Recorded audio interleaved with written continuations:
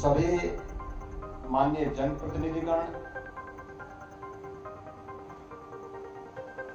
टंडन परिवार से जुड़े हुए श्री सुबोध टंडन जी, अमित टंडन जी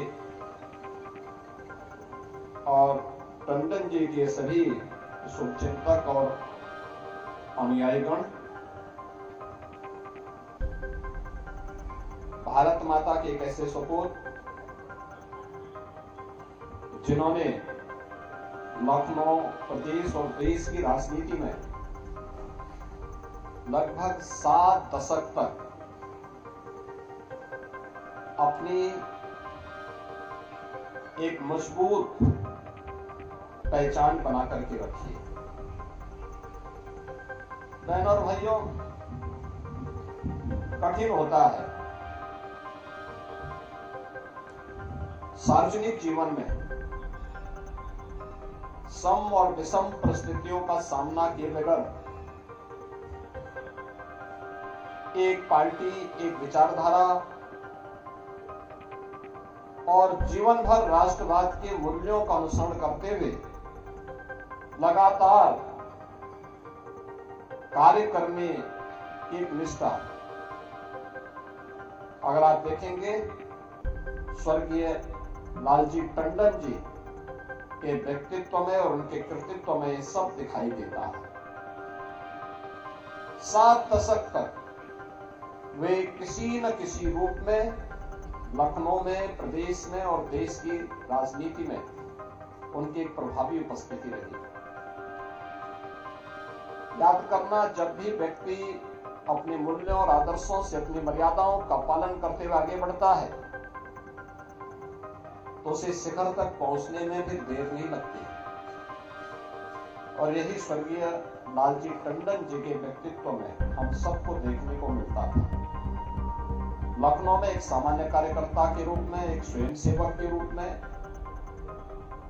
लखनऊ नगर पालिका परिषद और लखनऊ नगर निगम के पार्षद के रूप में, और फिर लखनऊ से विधान परिषद सदस्य और फिर विधायक के रूप में, उत्तर प्रदेश सरकार में मंत्री के रूप में, लखनऊ के लोकप्रिय सांसद के रूप में उनकी सार्वजनिक छवि को, आम जनमानस के साथ उनके संवाद को,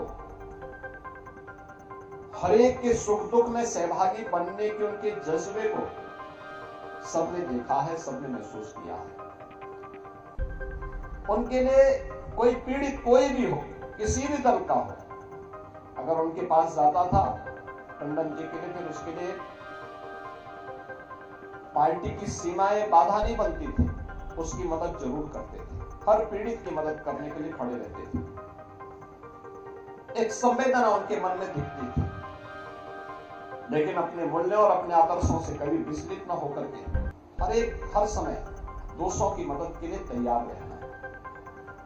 और यहाँ के सार्वजनिक जीवन में मंत्री के रूप में, सांसद के रूप में उनकी इस झलक को सभी लोगों ने महसूस किया। और जो झलक उनकी यहाँ पर थी, वही राज्यपाल के रूप में, जब एक संवैधानिक प्रमुख के रूप में किसी राज्य के अंदर वे गए, बिहार के अंदर या राजस्थान के अंदर, दोनों जगह उन्होंने उसी मजबूती के साथ आम जन के साथ एक संवाद बनाने का काम किया था। अपने उत्तरदायित्वों का निर्वहन भी किया, और उन दायित्वों का निर्वहन करते हुए भी, चाहे वह भोपाल में रहे हो, मध्य प्रदेश में, या फिर पटना में रहे हो, बिहार में, दोनों स्थानों पर रह करके उन्होंने पूरी ईमानदारी के साथ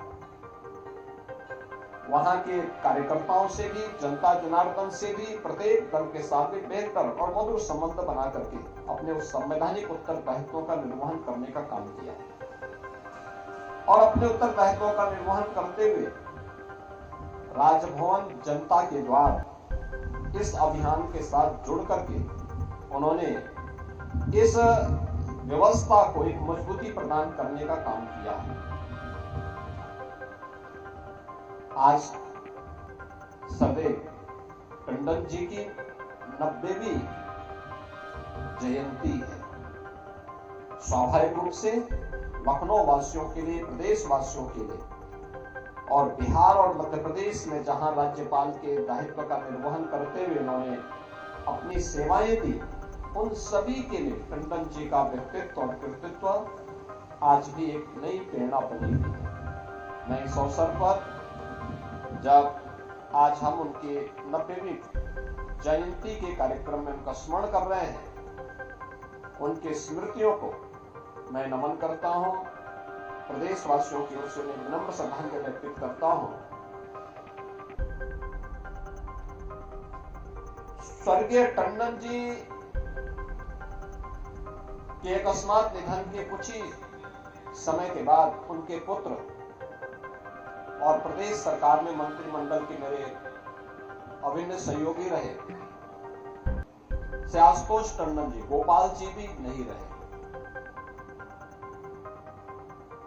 जिसे हम विडंबना कहें या फिर एक विधाता की एक लीला कहें, लेकिन कितनी सहजता के साथ, कितनी सरलता के साथ हर एक व्यक्ति को अपने साथ जोड़ने की एक सामर्थ्य अपने पिता के उन गुणों को लेकर के वे आगे बढ़ते रहे। आज वे भी हमारे बीच में नहीं है। मैं इस अवसर पर से आशुतोष टंडन, गोपाल जी को भी विनम्र श्रद्धांजलि अर्पित करता हूं और टंडन परिवार को इस बात के लिए आश्वस्त करता हूं कि पार्टी भी और सरकार भी उनके साथ में है, लखनऊ वासी उनके साथ में है।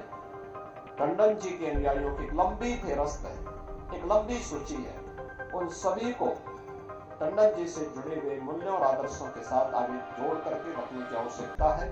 इस अवसर पर मैं पूरे परिवार के प्रति अपनी संवेदना भी व्यक्त करता हूं और स्वर्गीय लालजी टंडन जी को, स्वर्गीय आशुतोष टंडन जी को विनम्र श्रद्धांजलि अर्पित करता हूं। धन्यवाद। जय। देश विदेश की ताज़ा खबर पाने के लिए हमारे चैनल NTV निष्पक्ष को सब्सक्राइब करें व बेल आइकन दबाना ना भूलें।